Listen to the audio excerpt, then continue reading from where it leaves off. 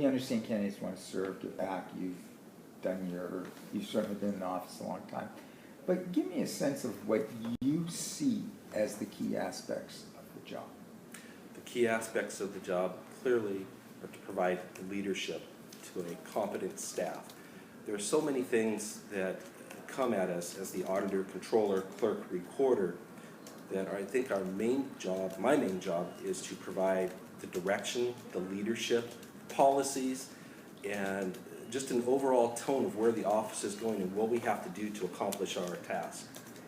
Well, okay, but help me understand. Direction toward what? Direction towards accountability. I mean, the job that we consider most dearly is accountability.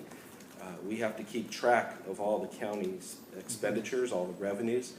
That's a very important task to me, and I take that very seriously.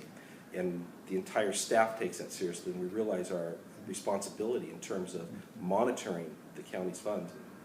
So help me understand then a little bit, because you've kind of been sitting as deputy for how long now? 12 years now. 12 years. So essentially the right-hand guy, if you will. Yes. Okay. Help me understand the key. The annual financial reports, it's a lot of work, I get it. But that's the formulaic part. Help me understand what in the office, where in the office you guys have really been the flags of accountability. Give me examples where you have made changes, or your work in the office has made a difference in terms of the way the county's done business. Well, I think you just have to look at one of our basic functions, and that's disbursement of funds. When we get invoices from departments to pay, we want to make sure that the charges are reasonable and that they have all the proper approvals, that everything has been done right to expend the county's money. And that's one of our main functions. That's to make sure that everybody is accountable for what they're doing with the taxpayers' funds. Have there been any audits that come to mind where you have flagged wrongdoing or flagged serious mistakes that have changed things? Off the top of my head, I wouldn't say that we've found major problems, but in the past we have found situations where we've had to point out to departments, and we've even need to look at ourselves and say we need to tighten up on this policy or procedure. Give me an example. Well, just let me finish. Mr. O'Connell has done a great job in terms of educating departments and department heads on what the responsibilities are in terms of expending funds. Let me give you an example specifically when we talk. It's something small, but look at when people are out at conferences and traveling, and what's an appropriate meal expenditure that they're allowed. I know that's something small, but that's critical. If you see somebody going out for steak and lobster, we're going to flag that and say, is this reasonable for the county to pay that? Okay, let me take you then to bigger picture dollar things. Just quickly scanning through, I believe it was the annual financial statements. The county has a lot of unfunded liabilities. It's not your policy job to determine how to address those, correct? That's correct. But it is your job to report them. Yes.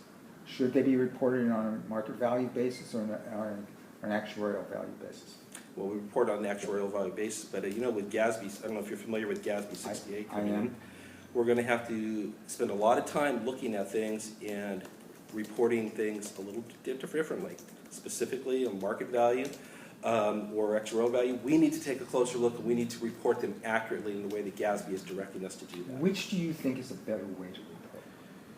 Well, I think for a real true picture, if you want that moment, you want to know where you stand at that very moment, probably market value.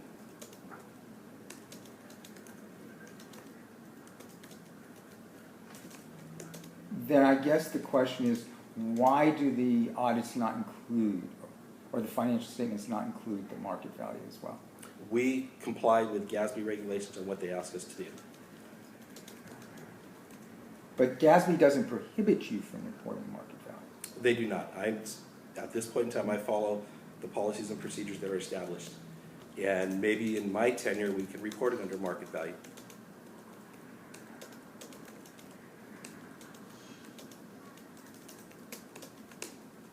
How do you think politicians, elected officials, county officials, and the public, when you report it as actuarial value, do you think that they understand the difference and why it's significant? And explain to me why you think it's significant, or do you? Well, I think it's important that the public especially understand what we are reporting. GASB 34 changed the whole presentation of the financials to try to make it understandable and more readable for the lay person. GASB 68, the main intent of GASB 68 is to try to make things a little more readable and understandable. The retiree calculation, yes.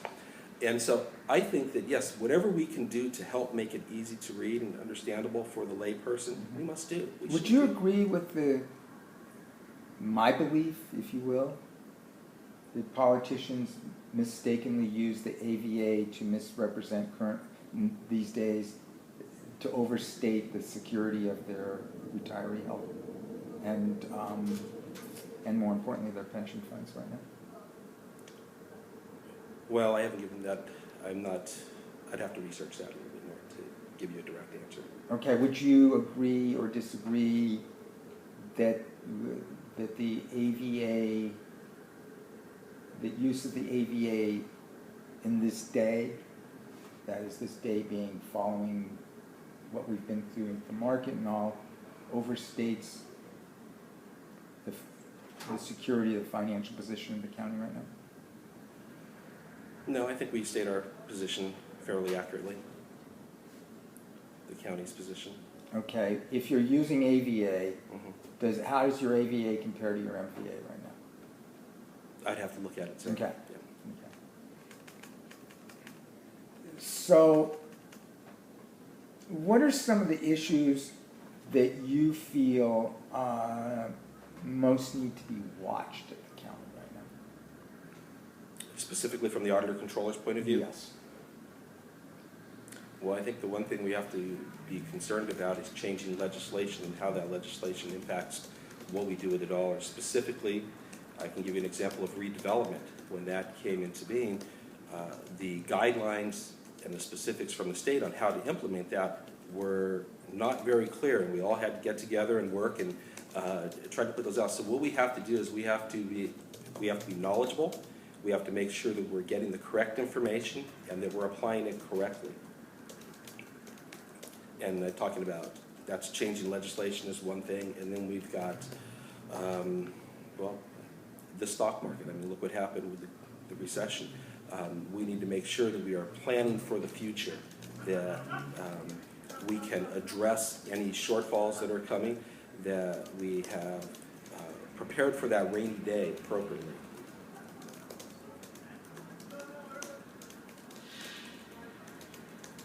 And really your role is not to, correct me if I'm wrong, make that planning, but to flag it.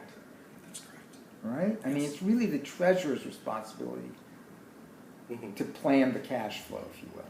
Yes. Right? Okay. So, but we work as a team. I mean, everybody in the county, and one of the reasons we've been able to address some of the financial problems is because we have a great team of department heads that work together. And we all provide leadership to our various departments, but we all get together and work and provide leadership to the county. well, that's a good segue into the next question I wanted to ask you. Give me your sense of the balance, if you will, between working together and your function as a independent elected auditor, if you will. How do you weigh those? Well, I think I do, as the elected auditor, I do have responsibility first and foremost to the citizens of Alameda County, and that will always be my priority. And if that means that I have to disagree or point out things that others may not like to hear, then so be it. But that is my main function, and that's what I will do.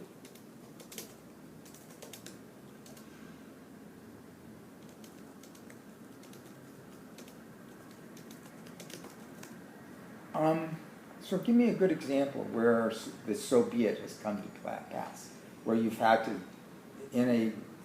where you've had to risk the get along, if you will, because you've had to tell people things they didn't want to hear. Give me a serious I example. can give you, in my role as Chief Deputy Auditor, and mainly that would be contained within my department, of telling people we just can't do things a particular way. If you're looking for a specific example,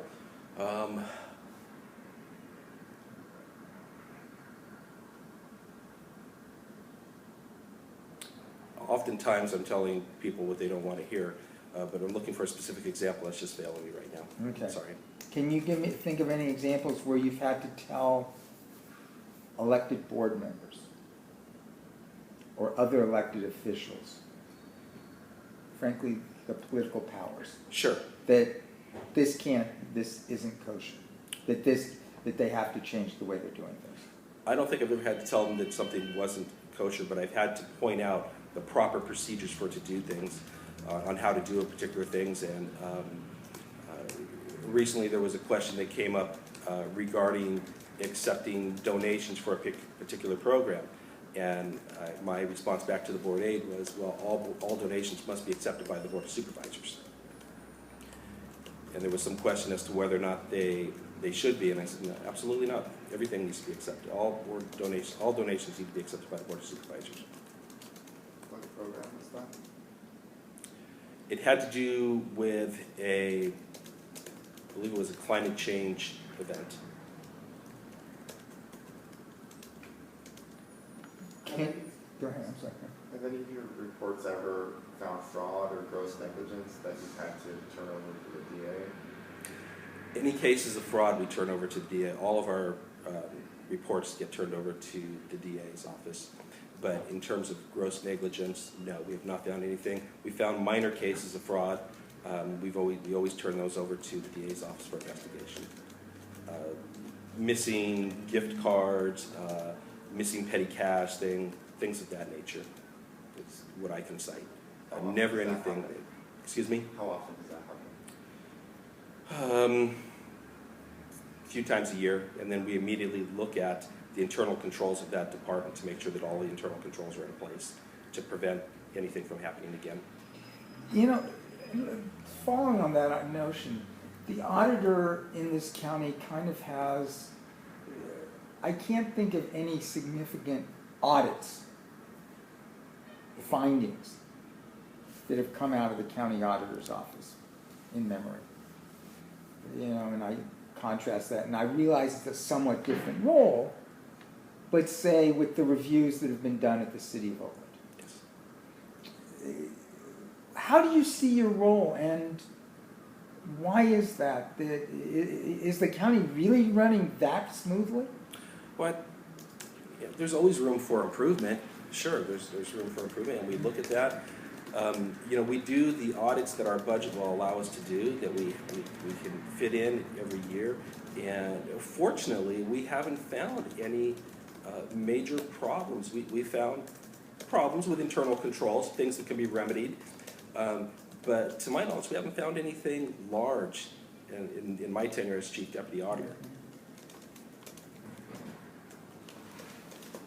Could you talk about the oversight of ACAP and do you think that more should have been done earlier What could have been done earlier? in the auditor's office?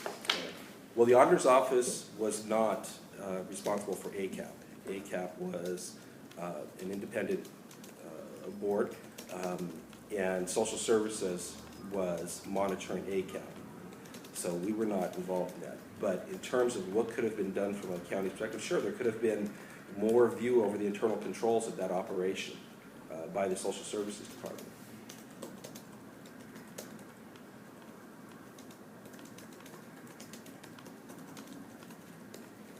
One of the roles of some auditors has been to, if you will, sound the alarm, which we sort of talked about earlier, of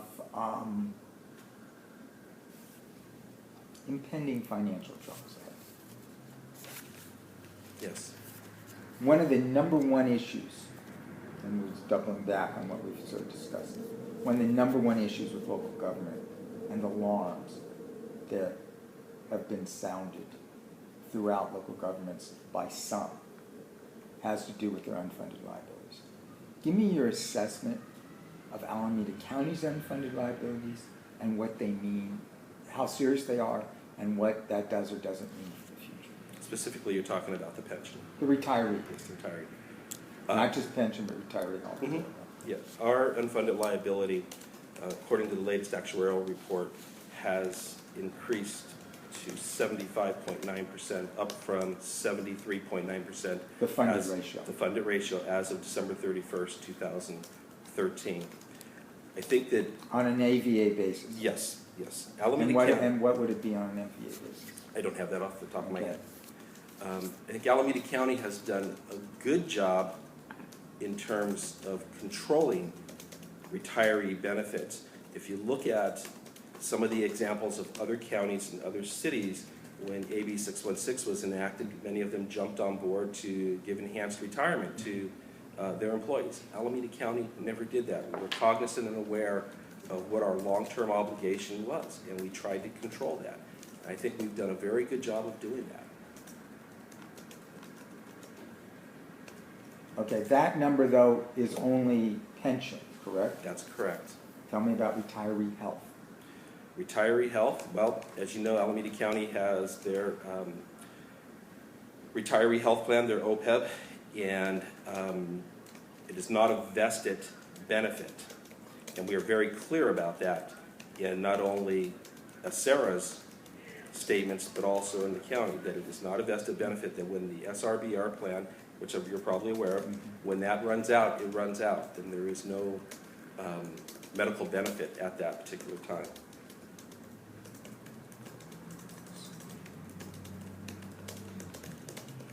And so theoretically then there is no unfunded liability then? Or what does that mean actuarially? Actually, there is no unfunded liability. When it's finished, it's finished. When the SRBR runs out.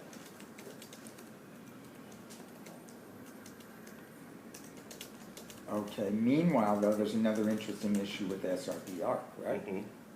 Explain to me What- your take on this. Particularly your interesting fact, what are you referring to?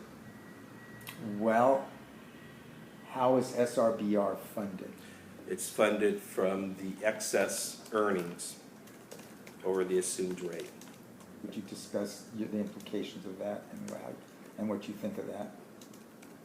Well, I think what do I think about it? Yes. In terms of,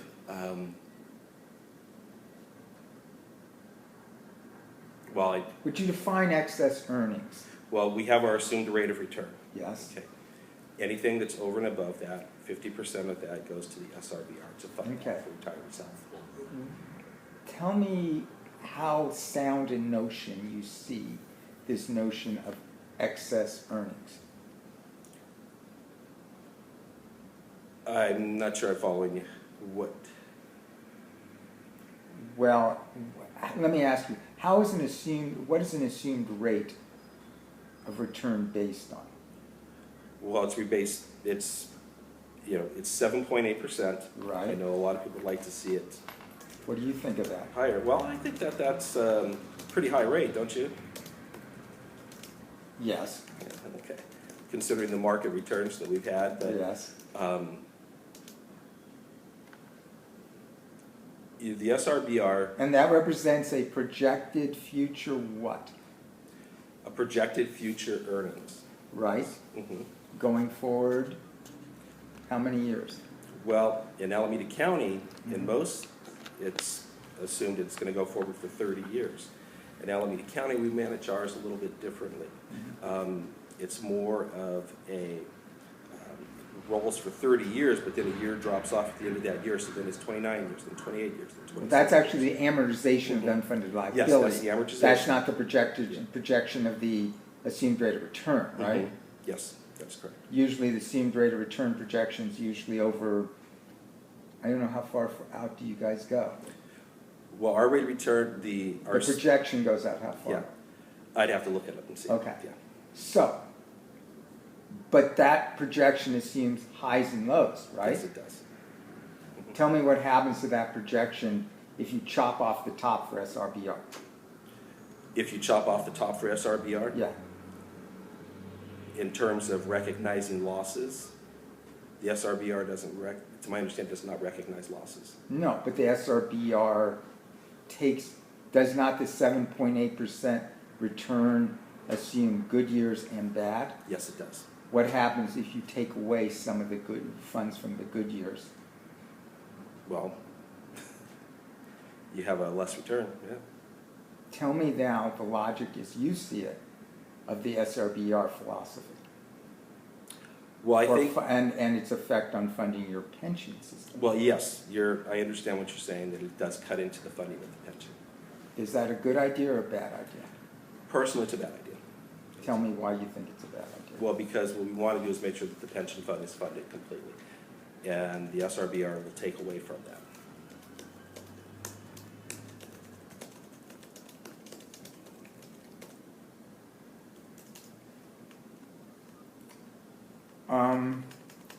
So before I came in here, one of the reporters said, ask him about their copy fees. Okay. What are your copy fees? Our copy fees? Yeah. Our copy fees are quite reasonable. What are they? They are, let's see, are we talking about the recorder's office?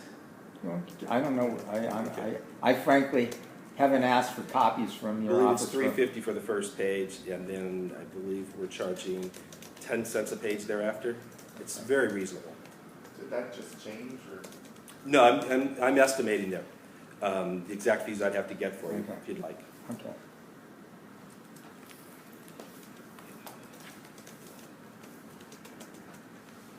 Steve, so we've grilled you.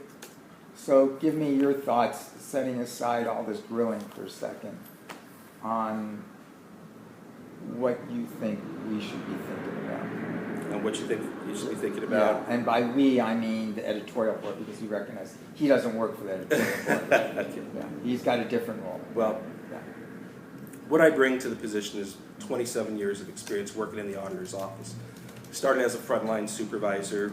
I've worked my way up throughout the office. I've worked in each of the areas of the office. I've worked in payroll. I've worked in revenue recovery. I've worked in the clerk-recorder's office, property tax analysis, disbursements, and accounting. I know the office. I know it well. Are there things for me to learn? Yes, I do need to learn some more, but I'm a quick learner. I'm a quick study. I'm aware of all the major issues that are going on. I jump right in. I'm not afraid to work with my staff. The other thing I don't want to forget about the Auditor-Controller's office is that we are the Auditor-Controller Clerk-Recorder in this county. Yeah. The Clerk-Recorder's function is very, very serious. How many to us. different counties have that combined? I believe with the Auditor's office, I believe there's maybe 2 or 3. Yeah, I mean, I still have a hard time wrapping my head around why. I don't even know the history of how that came to be in Alameda County. Yeah, well, it goes back. And I'm a native of Alameda. Yeah, it goes County. back many, many years, Yeah. and the board combined functions together. And it's been that way since, I believe, 92, 93? It's been many years. Okay, Many years. but it's in It's in the auditor's recent memory. Yes, it's in recent memory, and I don't want people to forget about that, Yeah. that is another function of the auditor's office. And it's a critical one, because we provide the vital records to the citizens of Alameda County and real property recordings. Customer service, people have to come to us. I'm really big on that, really big on providing excellent customer service to the citizens of Alameda County.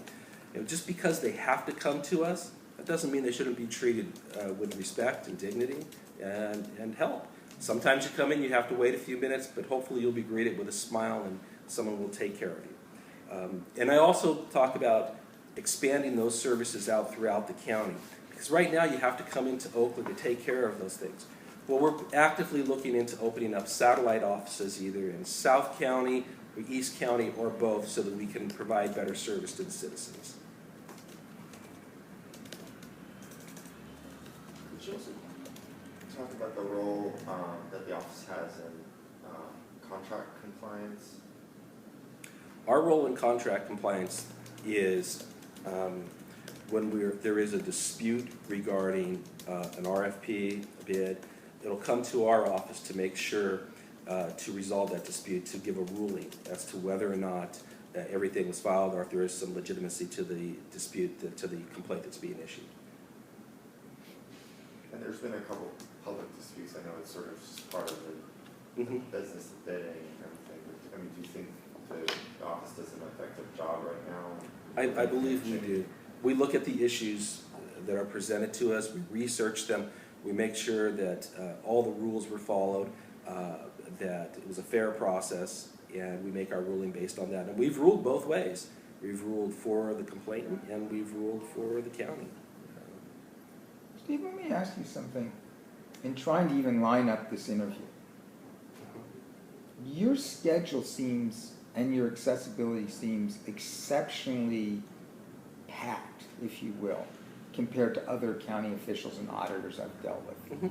Why is that? I mean, I just worry, is there going to be sort of a being able to reach you and being able to get your, you know, are you taking on too much directly? Absolutely not, no. Okay. I am accessible. When we talked on the phone, it was an extremely busy period. Okay. Yes, I was very busy. We are doing the budget right now, and I was called upon to help with that process. So it was just hard to find some time to meet. Plus, in the evenings, I was out campaigning. So it was just a busy time. Now, you've dealt with Mr. O'Connell before, and you know that he's very accessible. Yeah. You know that he calls you when you issue a public records request. He will call you and ask you for clarification just to make sure you get the right information. I will continue to do that. I will be accessible not only to the public but to the press. Let me ask you another question that kind of concerns us. When did you know Pat was going to retire? I knew he was going to retire about 2 weeks before the deadline. He was planning on running. He had pulled papers, and I had assumed that it would be another 4 years, and at the end of that time I would think about running or consider running. But he came to me about, may have even been, it was close, it was 2 weeks to a week before the deadline, and said he had had a talk with his family and he had decided to not seek re-election, and if I would be interested in doing so. And I said, of course. And so I immediately jumped on the bandwagon and started organizing and putting a campaign together and filed my papers. I mean, I realize this isn't really your issue, it's his, but in fairness to the world, there is this notion, with, especially with county offices, that there's kind of these anointed successors, and there are games that get played, you know, where his not running gets withheld. Should this have been a little more transparent, maybe so that everybody knew that at the time?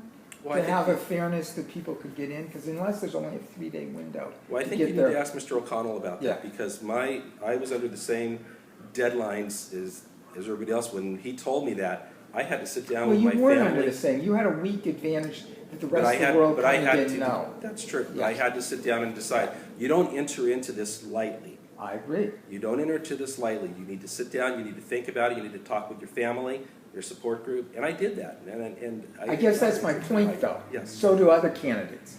So I guess my point is, did Pat have an obligation, when he told you to kind of tell the world too? You kind of had an unfair 1 week head start, if you will. I don't look at it that way, but that's okay. How do you look at it? Well, I think I was under the deadline too. I mean, Pat, he told me, and so I had to sit down and think about it and decide what to do. So yeah, but you had a week to do that nobody else did, if you will. Well, again, I think you'd have to ask Pat about that. Okay. About his decision process. Okay. You understand what our concern is? I understand completely. Yeah. I do. And I believe in fairness. I believe in doing the right thing. But I think you'd have to ask him about that. Okay. So tell me your, if you will, your horizon. How many terms do you see you serving? Obviously, you got to get elected every 4 years to keep doing this, you know. Well, I'd just like to get elected this term. Okay. Let's deal with that first. Yeah, right. But what do you see as your horizon here? Well, I'm 54 years old, so I would say 2 terms, maybe 3 terms.